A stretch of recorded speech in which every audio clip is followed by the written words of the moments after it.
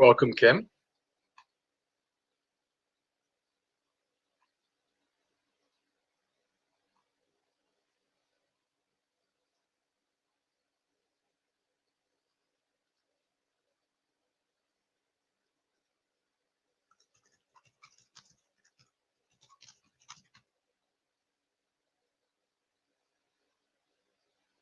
Hello, Gretchen. Welcome.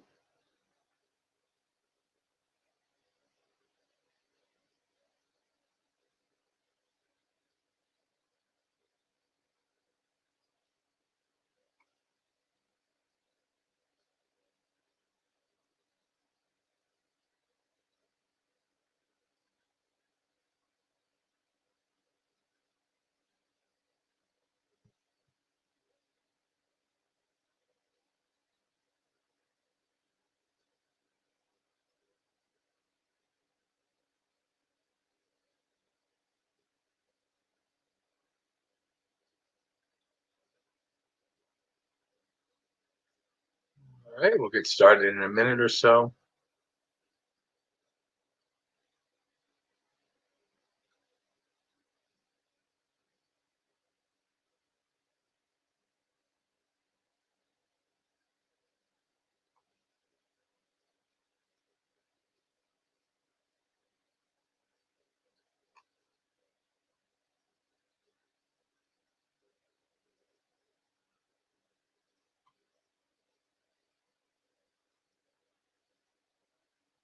Share screen.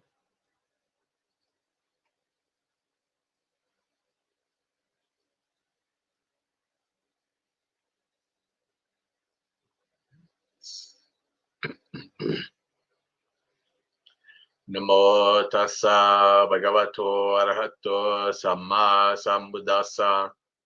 Namo tassa bhagavato arahato samma sambuddhassa. Namo tassa bhagavato arahato samma sambuddhassa. Sukho viveko tuttassa sutta dhammassa passato avyapajjang sukhang loke panabhute susamyamo. Sukha viragata loke kamanang samattikamo. Asmimanassa yo vinyo etang ve paramang sukhang.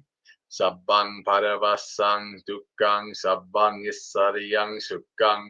Sadharane vinyante inti yoga hi durektikamati. Arakkatena kayena mecchaditti gatena chatina midda vibhutena vasang marasad gacchati. Tasma rakkita chittassa sammasankappa gocharo sammaditti purekaro nyatvana udayabbayang. Tina midda vibhubiku sabbadugattiyo jaheti. Sukarang sadhuna sadhu sadhu paphena dukarang paphang paphena sukarang paphang ariyehi dukarang. All right, English. Blissful is detachment for one who is content, for one who has learned the Dhamma and who sees. Blissful is freedom from anger in the world, restraint towards living creatures. Blissful is passionlessness in the world, the overcoming of all sensual desires. But the abolishing of the conceit I am, that is truly the supreme bliss. All subjection to another is painful, full mastery is bliss. Partners share in affliction, bonds are difficult to overcome. Forsake bad destinations. With an unguarded body and encumbered by wrong views, overcome by lethargy and torpor, one goes along in the power of Mara. So let one's mind be guarded, let one's domain be right thought, by putting right view to the forefront, by understanding the rise and fall, and overcoming lethargy and torpor, a bhikkhu will forsake all bad destinations. For the good to do what is good is easy, for the bad to do what is good is difficult, for the bad to do what is bad is easy, for the noble to do what is bad is difficult. Sadhu. All right, friends, welcome to Dhammapalooza. And without further ado, we're just going to jump right into our meditation. So set your body up in a comfortable and stable position.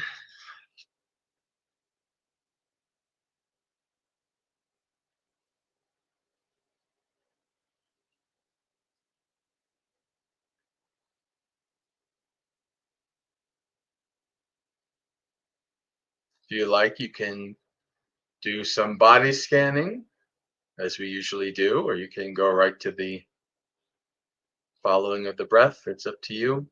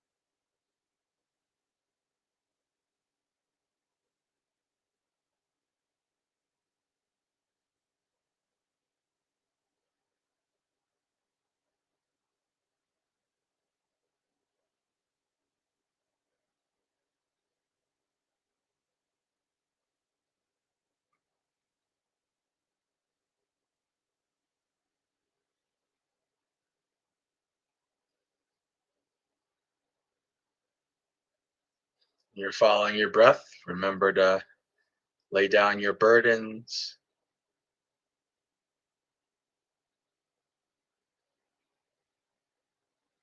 Keep your focus on the breath. Does it matter how many times you get distracted away? Keep coming back. Acknowledge, let go, and return over and over.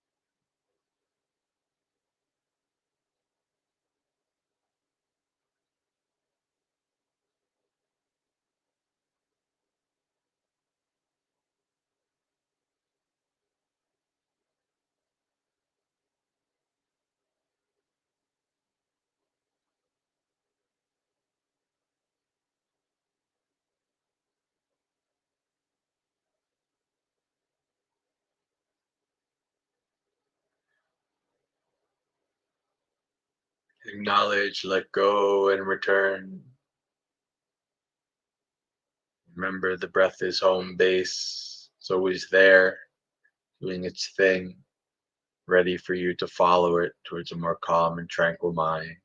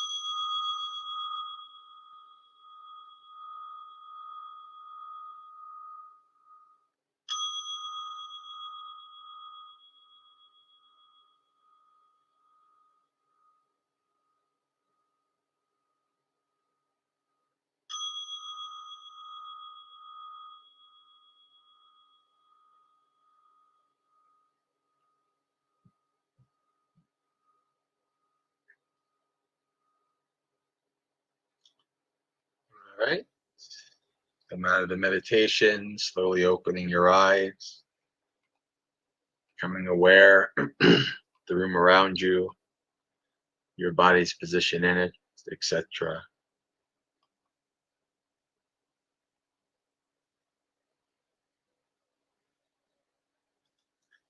And while you do that, I'll set up our sutta for reading.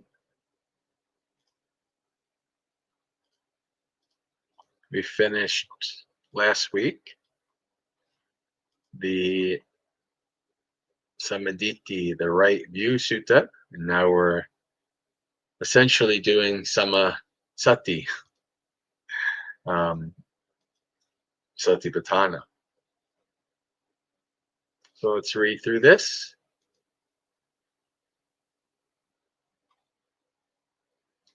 Mindfulness meditation, Satipatthana. Obviously, this is Sutta Central, Bhante Sujato's translation.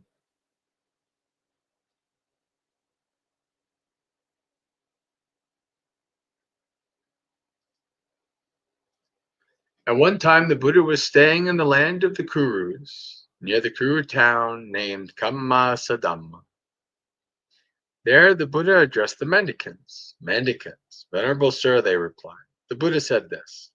Mendicants, the four kinds of mindfulness meditation are the path to convergence.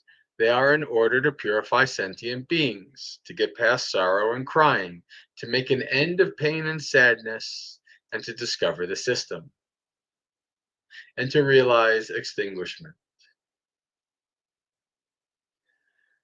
What for?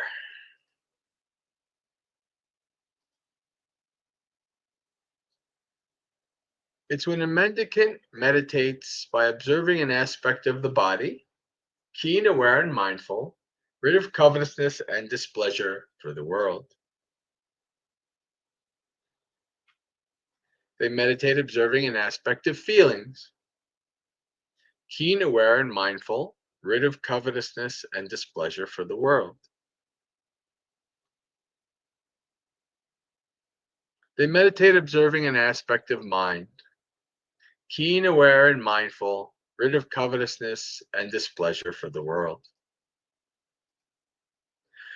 They meditate observing an aspect of principles, Dhammas, keen, aware, and mindful, rid of covetousness and displeasure for the world.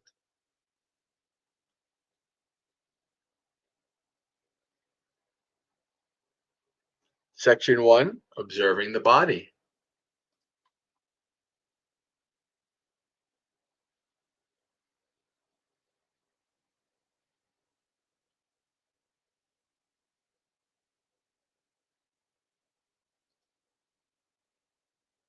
Mindfulness of breathing. And how does a mendicant meditate observing an aspect of the body? It's when a mendicant, gone to the wilderness, or to the root of a tree, or to an empty hut, sits down cross-legged, sets their body straight, and establishes mindfulness in their presence. Just mindful they breathe in, mindful they breathe out. Breathing in heavily, they know I breathe in heavily. Breathing out heavily, they know I'm breathing out heavily. When they're breathing in lightly, they know I'm breathing in lightly.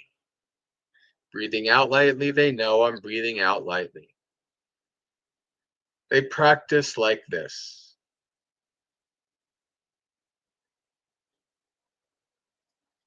I'll breathe in, experiencing the whole body. They practice like this. I'll breathe out, experiencing the whole body. They practice like this. I'll breathe in, stilling the physical processes. They practice like this. I'll breathe out, stilling the physical processes.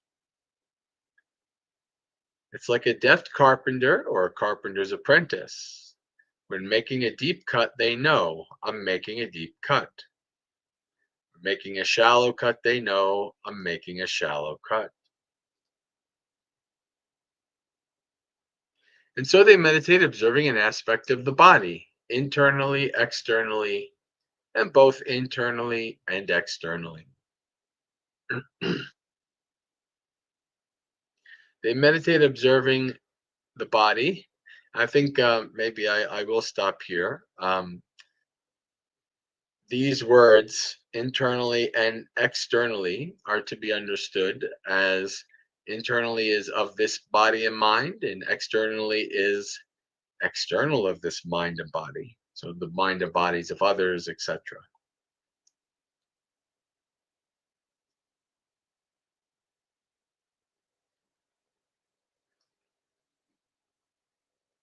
So they observe internally and externally. They meditate observing the body as liable to originate, as liable to vanish, and as liable to both originate and vanish. Or mindfulness is established that the body exists to the extent necessary for knowledge and mindfulness. They meditate independent, not grasping at anything in the world. That's how a mendicant meditates, by observing an aspect of the body. Hello, Maria. Welcome.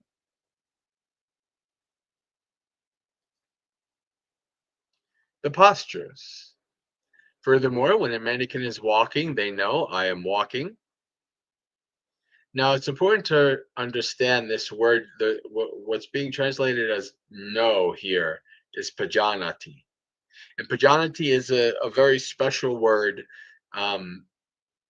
You see, when the Buddha is talking about these kind of things, because it doesn't just mean like, like I know the sun is coming up. It's a very deep experiential knowing. It's a very deep, insightful seeing. So just so that you understand, this is not a kind of generic knowing. This is a knowing related to seeing things as they are, to the mind state of vipassana.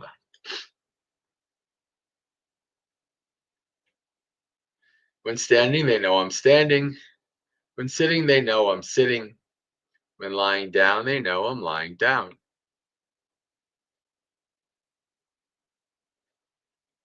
Whatever posture their body is in, they know it. And so they meditate observing an aspect of body internally, externally, and both internally and externally. They meditate observing the body as liable to originate, as liable to vanish, as liable to both originate and vanish. Where mindfulness is established that the body exists to the extent necessary for knowledge and mindfulness. They meditate independent, not grasping at anything in the world. That too is how a mendicant meditates, by observing an aspect of body. Situational awareness. Furthermore, a mendicant acts with situational awareness when going out and coming back, when looking ahead and aside, when bending and extending the limbs, when bearing the outer robe, bowl, and robes, when eating, drinking, chewing, and tasting, when urinating and defecating, when walking, standing, sitting, sleeping, waking, speaking, and keeping silent. And so they meditate observing an aspect of the body internally, and it's ellipse now, but internally, externally, both internally and externally, etc. That too is how a mendicant meditates, by observing an aspect of the body, focusing on the repulsive.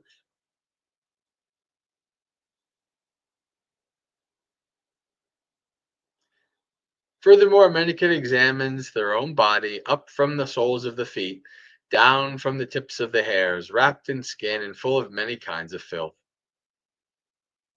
In this body there is head hair, body hair, nails, teeth, skin, flesh, sinews, bone marrow, kidneys, heart, liver, diaphragm, spleen, lungs, intestines, mesentery, undigested food, feces, bile, phlegm, pus, blood, sweat, fat, tears, grease, saliva, snot, synovial fluid, and urine.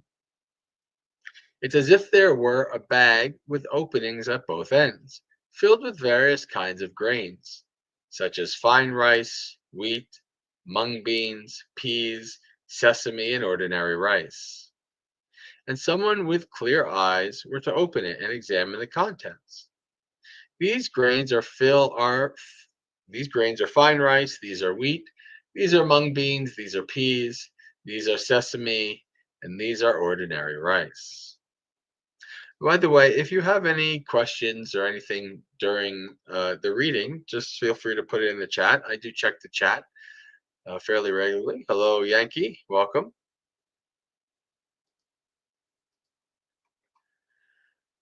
And so they meditate, observing an aspect of the body internally. That too is how a mendicant meditates, by observing an aspect of the body, focusing on the elements. Furthermore, a mendicant examines their own body, whatever its placement or posture, according to the elements. In this body, there is earth element, water element, fire element, and air element. It's as if a deft butcher or a butcher's apprentice were to kill a cow and sit down at the crossroads with the meat cut into chops. And so they meditate, observing an aspect of the body internally, externally, and both. They examine an aspect of rising, falling, etc. So it's the same refrain at the end of each section. It's just being ellipsed now for brevity. That too is how mendicant meditates, by observing an aspect of the body. The charnel ground contemplations.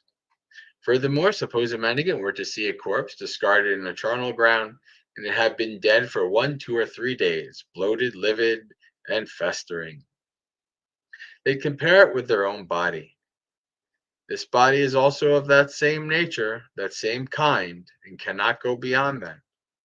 And so they meditate, observing an aspect of the body internally, externally, etc. That too is how a mendicant meditates, by observing an aspect of the body. Furthermore, suppose they were to see a corpse discarded in the charnel ground, being devoured by crows, hawks, vultures, herons, dogs, tigers, leopards, jackals, and many kinds of little creatures. They'd compare it with their own body. This body is also of the same nature, the same kind, cannot go beyond that. And so they meditate, observing an aspect of the body internally, externally, etc. That too is how a mendicant meditates, by observing an aspect of the body. Furthermore, suppose they were to see a corpse discarded in a charnel ground, a skeleton with flesh and blood held together by sinews. A skeleton without flesh and blood, without flesh but smeared with blood and held together by sinews. A skeleton rid of flesh and blood, held together by sinews. Bones rid of sinews, scattered in every direction. Here a ham bone, there a foot bone, here an ankle bone, there a shin bone, here a thigh bone, there a hip bone, here a rib bone, there a backbone, here an arm bone, there a neck bone, here a bone, there a bone, everywhere a bone, here a jaw bone, there a tooth, here a skull.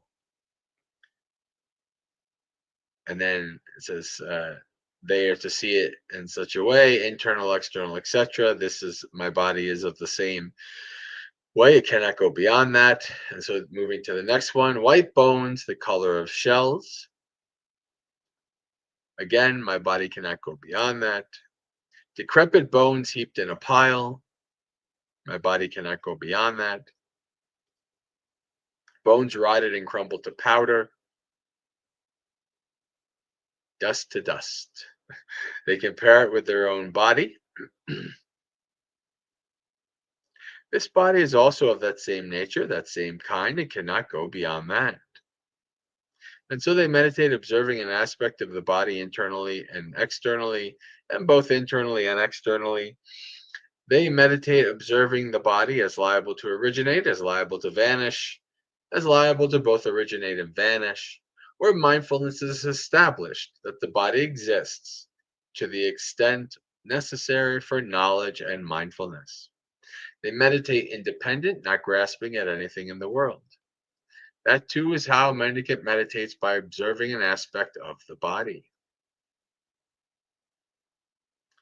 I see we have some friends joining us. We have 8 people almost at the end of the first hour. So welcome.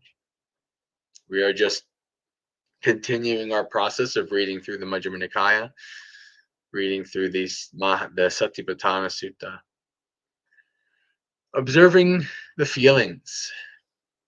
And how does a mendicant meditate observing an aspect of feelings? It's when a mendicant who feels a pleasant feeling knows I feel a pleasant feeling. When they feel a painful feeling, they know I feel a painful feeling. When they feel a neutral feeling, they know I feel a neutral feeling. When they feel a pleasant feeling of the flesh, they know I feel a pleasant feeling of the flesh. And that's exactly what samisa means, like carnal, of the flesh. When they feel a pleasant feeling not of the flesh, they know I feel a pleasant feeling not of the flesh. Some people uh, translate this as like a spiritual feeling. It's better. It's really just not of the flesh. And I think Bhikkhu Bhante Sujato says here, feelings not of the flesh are associated with renunciation, especially the jhanas. So that's where somebody translates it as spiritual. That's where that's coming from.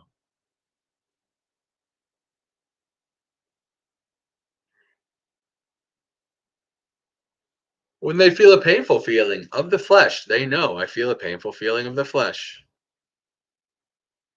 When they feel a painful feeling not of the flesh, they know I feel a painful feeling not of the flesh.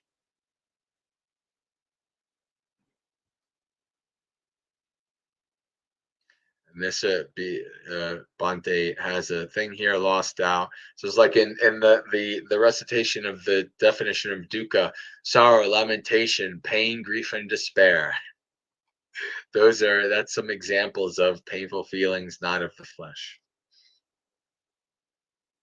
When they feel a neutral feeling of the flesh, they know I feel a neutral feeling of the flesh. When they feel a neutral feeling not of the flesh, they know I feel a neutral feeling not of the flesh. And so they meditate, observing an aspect of feelings internally, externally, and both internally and externally. Oh, John, Audrey, and Rick, welcome. They meditate, observing feelings as liable to originate, as liable to vanish, and as liable to both originate and vanish.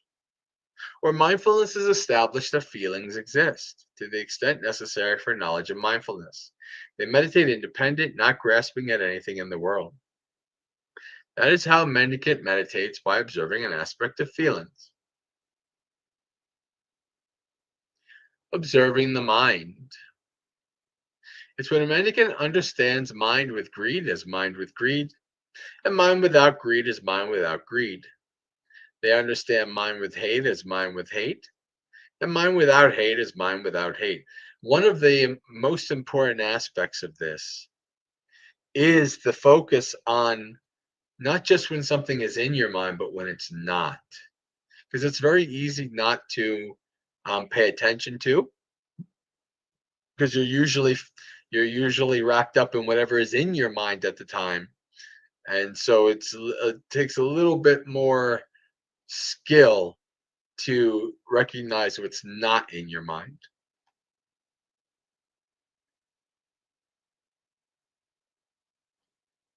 They understand a mind with hate as a mind with hate, a mind without hate as a mind without hate.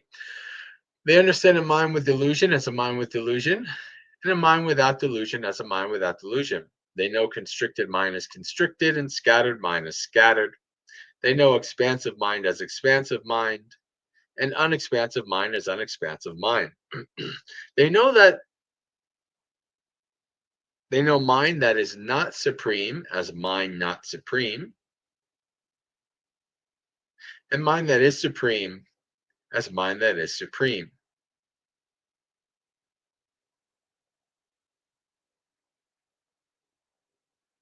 They know mind immersed in samadhi as mind immersed in samadhi, and mind not immersed in samadhi as mind not immersed in samadhi.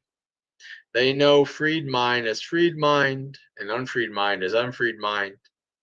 And so they meditate observing an aspect of the mind internally, externally, and both internally and externally.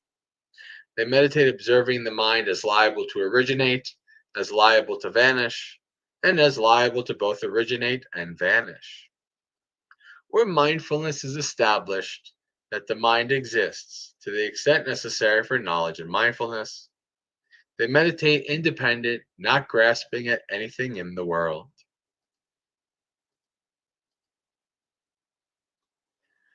That's how a mendicant meditates, by observing an aspect of mind, observing principles. The first, hindrances. And how does a mendicant meditate observing an aspect of principles? It's when a mendicant meditates by observing an aspect of principles with respect to the five hindrances. And how does a mendicant meditate observing an aspect of principles with respect to the five hindrances? It's when a mendicant who has sensual desire in them understands I have sensual desire in me. When they don't have sensual desire in them, they understand I don't have sensual desire in me. So this is very similar to chitta nupassana, the mind we just went over. Understanding when a hindrance is there, but also when it isn't. Right? When you recognize when hindrances aren't there, then you can have a better understanding of the process of getting into samadhi and jhanas.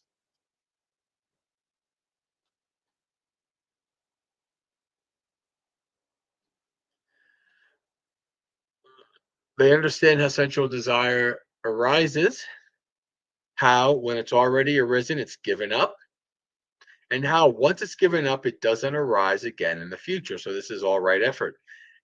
Why is this arising? What are the causes and conditions for its arising? What are the causes and conditions for its given up? Non arising in the future, etc. These are all avenues, areas for investigation to develop insight and wisdom.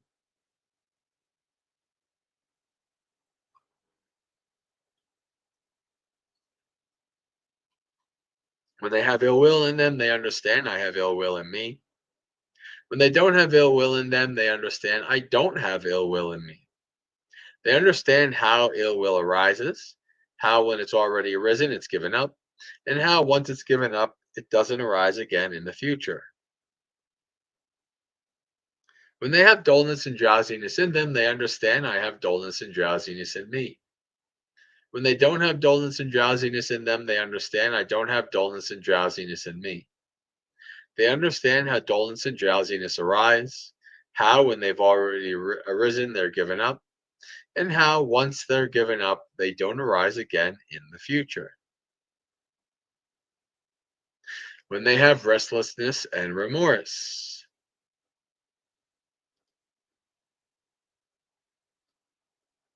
they understand I have restlessness and remorse in me.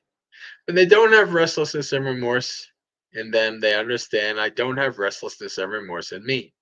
They understand how restlessness and remorse arise, how when it's already arisen, it's given up, and how once it's given up, they don't arise again in the future.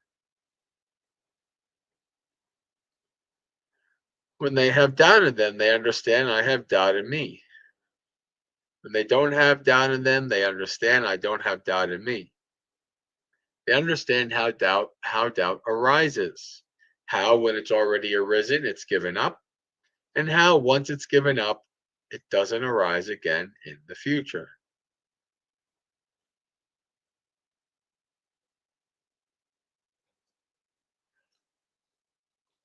And so they meditate observing an aspect of principles internally, externally, and both internally and externally. They meditate observing the principles as liable to originate, as liable to vanish, and as liable to both originate and vanish.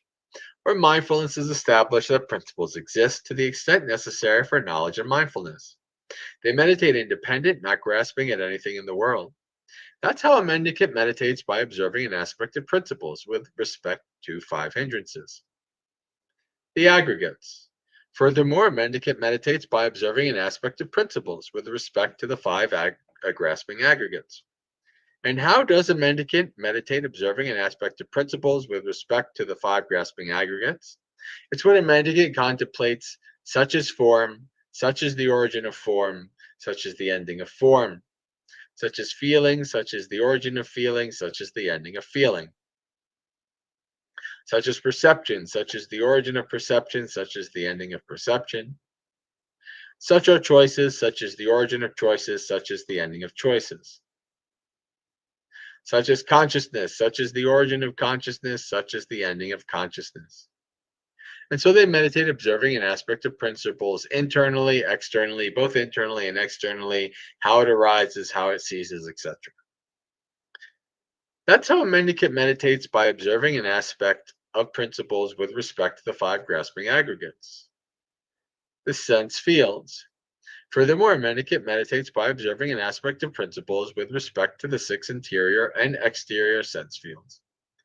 And how does a mendicant meditate by observing an aspect of principles with respect to the six interior and exterior sense fields?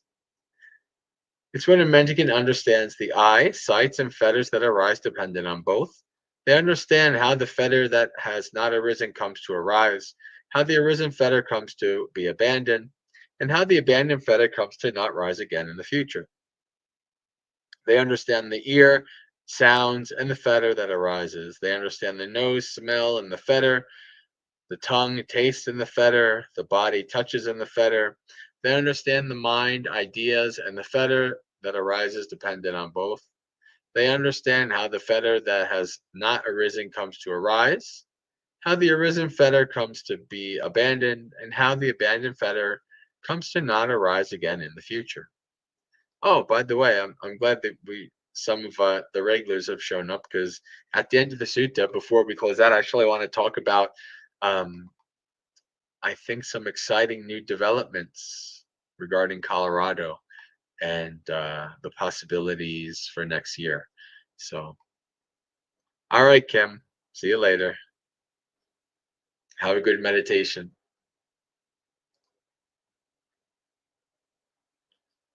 So they meditate observing an aspect of principles internally, externally, etc. That's how a mendicant meditates observing an aspect of principles regard to salayatana, the awakening factors. Furthermore, a mendicant meditates by observing an aspect of principles with respect to seven awakening factors. And how does a mendicant meditate observing an aspect of principles with respect to the seven awakening factors? It's when a mendicant who has the awakening factor of mindfulness in them understands, I have the awakening factor of mindfulness in me. When they don't have the awakening factor of mindfulness in them, they understand, I don't have the awakening factor of mindfulness in me. They understand how the awakening factor of mindfulness that has not arisen comes to arise, and how the awakening factor of mindfulness that has arisen becomes fulfilled by development.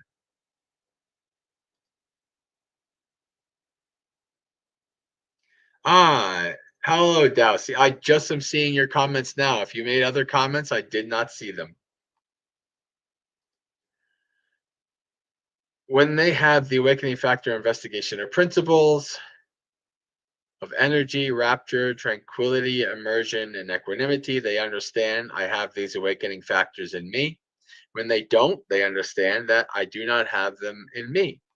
I don't have, they understand how the awakening factors that have not arisen come to arise, and how the awakening factors that are arisen become fulfilled by development. And so they meditate observing an aspect of principles internally, externally, both internally and externally. They meditate observing the principles as liable to originate and liable to vanish, and liable to both originate and vanish.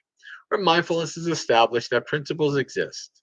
So the extent necessary for knowledge of mindfulness, they meditate independent, not grasping at anything in the world.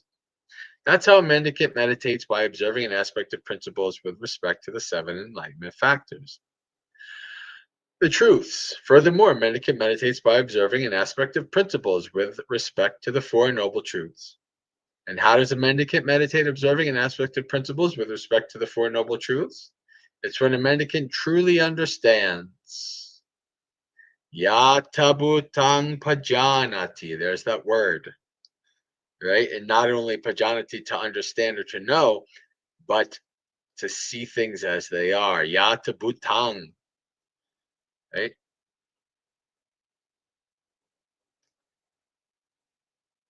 And so they meditate, observing an aspect of principles internally and externally, both internally and externally, as liable to originate and vanish, where mindfulness is established that the principles exist to the extent necessary. And that's how a mendicant meditates, by observing an aspect of principles with respect to the Four Noble Truths. Anyone who develops these four kinds of mindfulness meditation in this way for 7 years can expect one of two results: enlightenment in this very life, or if there's something left over, non-return. Let alone 7 years, 5 years, 4, 3, 2, 1 years, let alone 7 months, 6 months, 5, 4, 3, 2, 1 months, let alone 2 weeks. Anyone who develops these four kinds of mindfulness meditation in this way for 7 days can expect one of two results: enlightenment in this very life, or if there's something left over, non-return. The four kinds of mindfulness meditation are the path to convergence. They are in order to purify sentient beings, to get past sorrow and crying, to make an end of pain and sadness, to discover the system, and to realize extinguishment. That's what I said. This is why I said it. That is what the Buddha said. Satisfied the mendicants, approved of what the Buddha said. All right. Next week, we'll do the shorter discourse on the lion's roar. Stop sharing. All right. So before we read some Dhamma, Pada, and close out and stuff, I wanted to talk, because I'm going to be kind of talking about this for the next year. I was invited to share Dhamma in Fort Collins, which is a town north of Denver and Boulder, and it was a wonderful place, beautiful place. And the woman who kind of was the real motivator, like the real um, what's the word, organizer of this trip, actually, for a couple of days, I stayed in her little studio apartment. And while I was there, I was like, this is kind of it's like a little kuti, kind of like perfect. And I contemplated and I thought about it, and I realized this is the missing link. Because for years I've been thinking, how does the jump work between coming, to Colorado for times and staying at various places, etc., to having my own little ranch house, like many monastics, Maggaseka Vihara, and offering, events and etc. there. And I was always kind of very nebulous as to what is going on, like what happens in the middle. Now I think I know what happens in the middle. As I contemplated this and explored this, I could rent a small, quite small. I mean, I stay in kutis and tents and things, so it's not. I don't need much, but a small, cheap studio apartment for like 1,000 to 1,500 a month, and I had an intuition. The intuition was, this is the way, and also I had an intuition that if I do it, the support will be there. And so the way things are kind of working right now, I'm thinking next summer, so summer 2026, not this upcoming one, the next one. Because I'm pretty soon, hopefully, I'll be staying 5 months at a Bayagiri from June to November this year. But I'm thinking next year of taking a leap of faith and renting out a small flat, a small studio apartment in Colorado, and then seeing how long it lasts. You know, and I mean, worst comes to worst, it lasts a couple months, but if the support's there and people actually see that there things are happening, right? I'm living in Colorado, maybe even officially start the Magaseka 501c3 and start moving, I suspect people will be willing to support. And probably sometime in the next couple of weeks before I go to Abhayagiri, I think I'm going to make a video, and I'm looking at setting up some kind of uh like website to see if there, because I one of the supporters here suggested, the Sri Lankans, like the families will pledge to donate 10 or 50 or whatever dollars a month towards supporting the place. Well, why, maybe that's a good idea. And I thought, actually that's a good idea. Maybe like a GoFundMe or something like that. And see over the course of the next year if there's enough people that are willing to, spend $10 or whatever a month to help support me to pay rent and live in Colorado and start Magaseka for real as a real flesh and blood 501c3 and get the ball rolling. So again, this is I'm going to be talking about this, throughout the year, just to kind of raise awareness and have people understand my plan. And I think my intuition is telling me I gotta, fortune favors the bold. My intuition is telling me this is how it's done.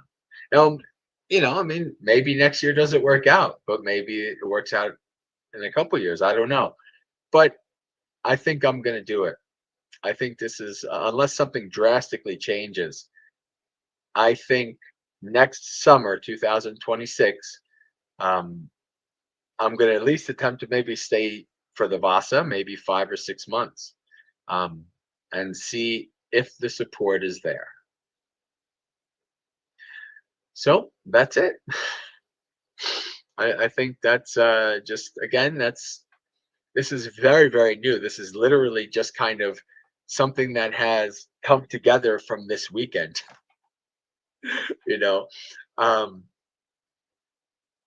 and so I think it'll be good. This trip to Colorado has been very productive.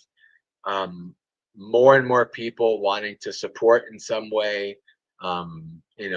Offers to stay in people's houses for a few days here or there, that kind of stuff, and that's all nice. But to really have stability and to really kind of, prove that, hey, this is a flesh and blood thing and it is starting now, which I think that will all add layers of legitimacy to this, which will allow, I think, people to want to support it more. I think so. So that's that's where we're at with Colorado. um i I think we're going to give it a shot next year and see where it goes. So all right. Any final comments or questions before we do maybe some Dhammapada and then move towards closing out?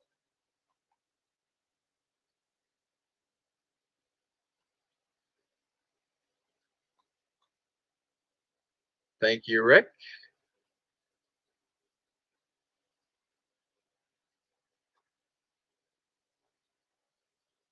What would constitute as a minor subtle dukkha? Existence.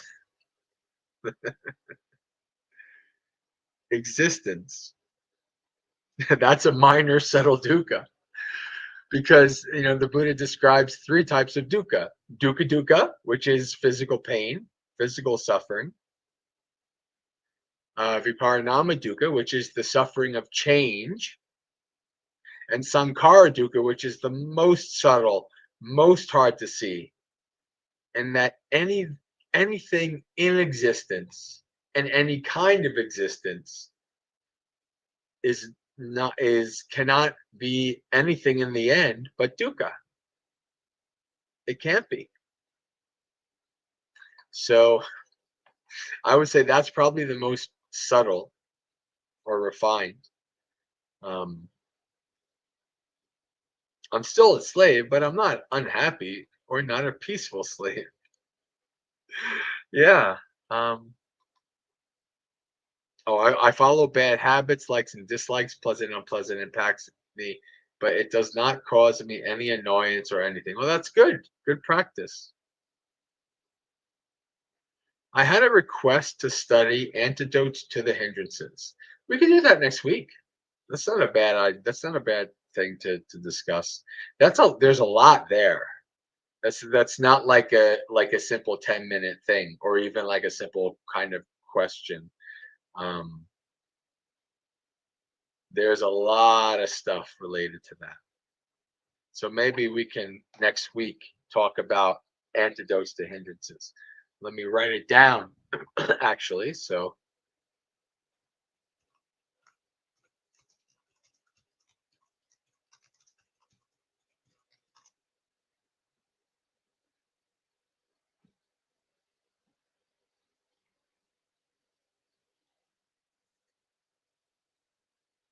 all right.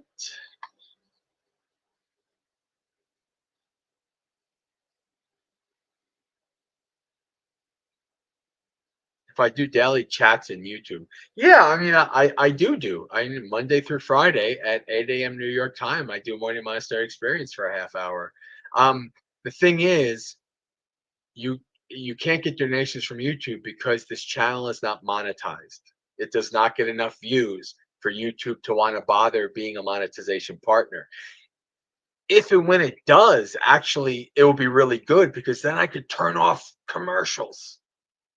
Then any video, you won't have to have breaks for commercials and ads and things like that. I have it set for YouTube uh, to send me a message whenever I actually breach that number.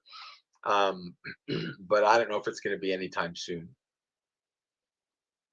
But yeah, this channel is not monetized. Um, so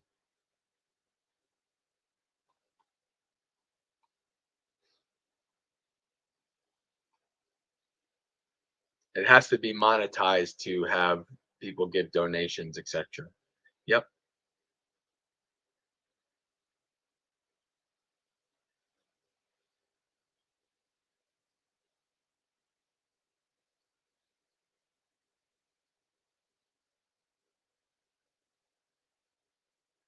I would rather people not donate through YouTube anyway. They take like 30%. It's pretty crazy. Um, Even when people donate to me during my Insight Timer sessions, Insight Timer takes a pretty penny. Not as much as YouTube. I think YouTube takes the most, but it takes a lot.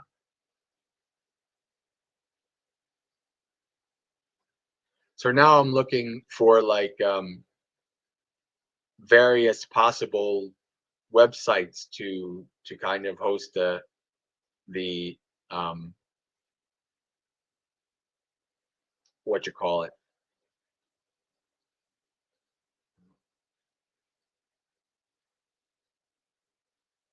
One of them is like Donor Box and things like that. So I'm gonna see what kind of works best, and then when I make the video, make the announcement, the website or whatever, the account will be up, and people want to, you know, pledge X amount a month to help with the rent, then they can do that. So that would also be kind of helpful if I know ahead of time before we take the leap of faith. If there's kind of enough support, then it makes it a little easier. Yeah, okay, we have people who are willing to support. But All right.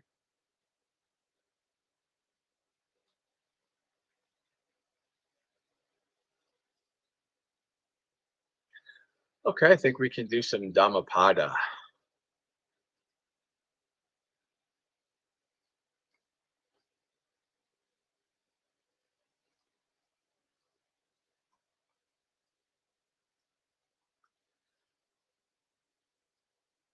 The path. Of all the paths, the Noble Eightfold Path, Magga, Muggo, is the best.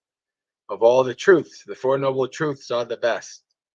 Of all things, passionlessness is the best. Of men, the seeing one, the Buddha, is the best. This is the only path. There is none other for the purification of insight. And this is technically what it says in the Satipatthana Sutta, but like modern Westerners don't like this any kind of thing where the Buddha says, you know, the Buddha will in the sutta says, any path. No, no, no. Buddhism is not the only path that you can become awakened in. Any path that has the Noble Eightfold Path, you can become awakened in. So he connects it with um not the he connects it with the path itself, not the organization or the group or whatever.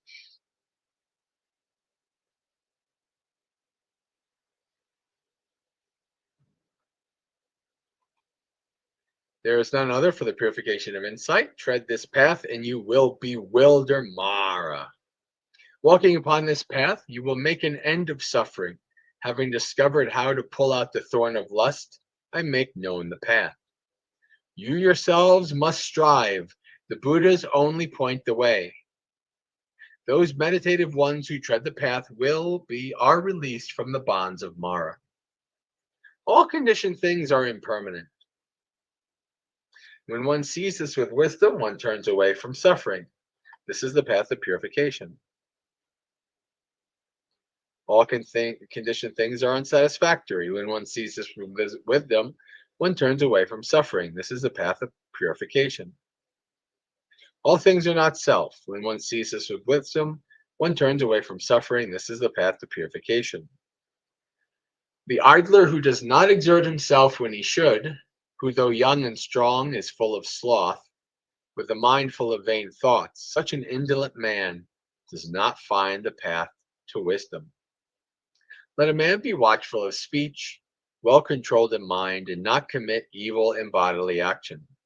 Let him purify these three courses of action and win the path made known by the great sage. Wisdom springs from meditation. Without meditation, wisdom wanes. Having known these two paths of progress and decline, let a man so conduct himself that his wisdom may increase. Cut down the forest of lust, but not the tree. From the forest springs fear. Having cut down the forest and the underbrush, be passionless, O monks. For so long as the underbrush of desires, even the most subtle, of a man towards a woman is not cut down, his mind is in bondage, like the sucking calf to his mother.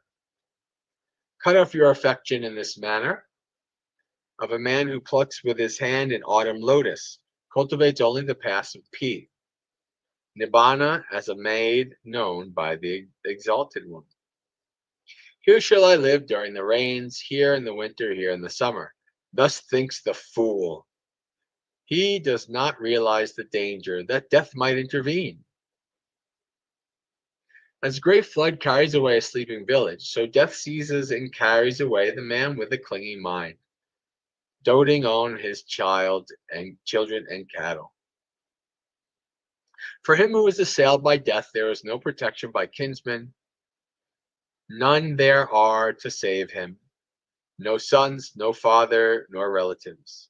Realizing this fact, let the wise man, restrained by morality, hasten to clear the path leading to Nibbana.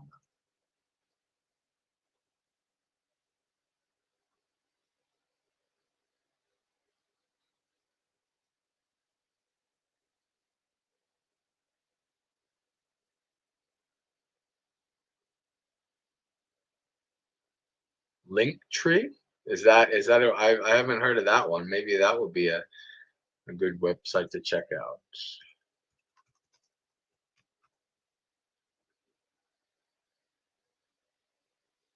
All right. All right, friends. So I think, hello, Visaka. Oh, Wasabi, welcome. All right. So yeah, this is my last week in Colorado, and next, what is it? The 30th. So next Wednesday, I take my flight back to Jersey, and I'll be at Empty Cloud for 2 weeks, first 2 weeks in May. And then I'll be with family for the last 2 weeks in May, and kind of preparing, get everything I need to get done so that I will be at Abhayagiri for hopefully 5 months, minimum 1 month. And if things go well and they want me to stay, then maybe until November. So we'll have to see how it goes. All right.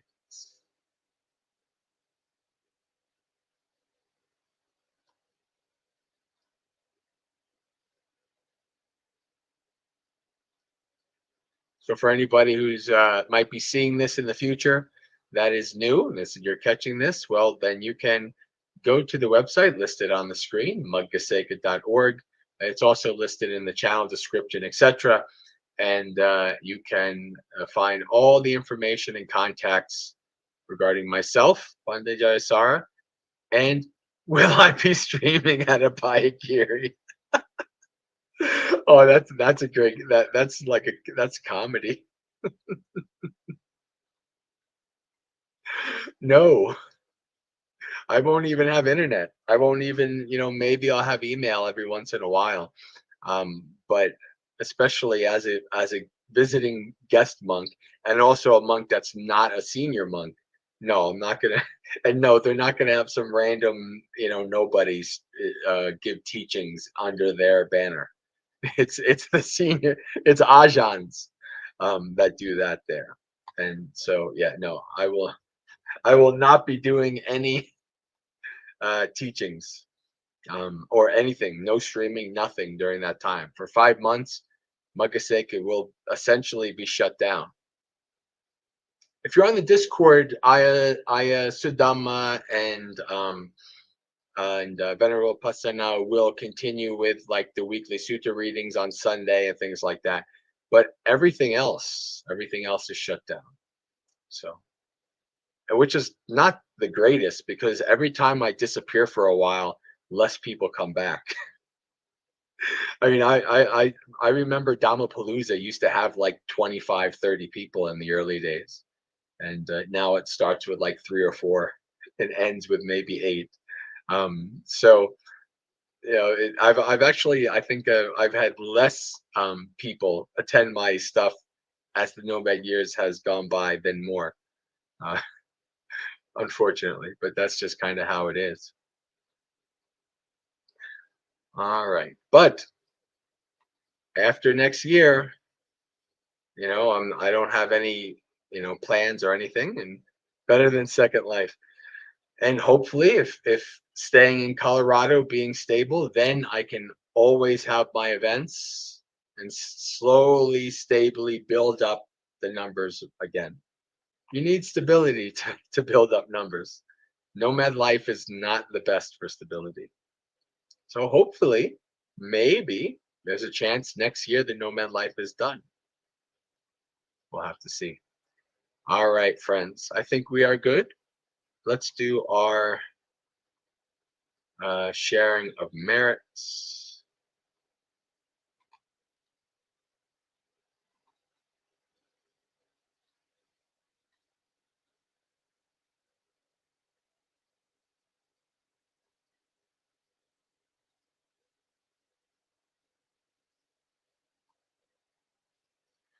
Dukkha patta chane dukkha, bhaya patta chane bhaya, sokha patta chane sokha, hontu sabbe pipaniyo, attavata cha mehi sampatang punya sampatang sabbe deva anumodantu sabba sampatti siddhya, akasata chabumata deva naga mahitika punyang tang anumoditva charang rakantu sasanang.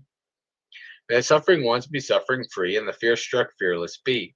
May the grieving shed all grief, and may all beings find relief.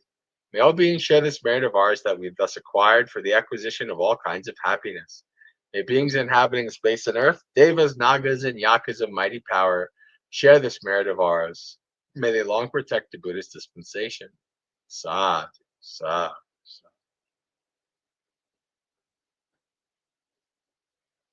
All right, friends. Well, Sukhi Hotu, may you be happy and at ease. Practice well and be well. May you have a spiritually successful and peaceful practice until we meet again, which, if I'm alive, will be the last Dhammapalooza in Colorado this trip next Monday. And then after that, I'll be doing it a couple of times in Empty Cloud. So, all right, friends, have a good week.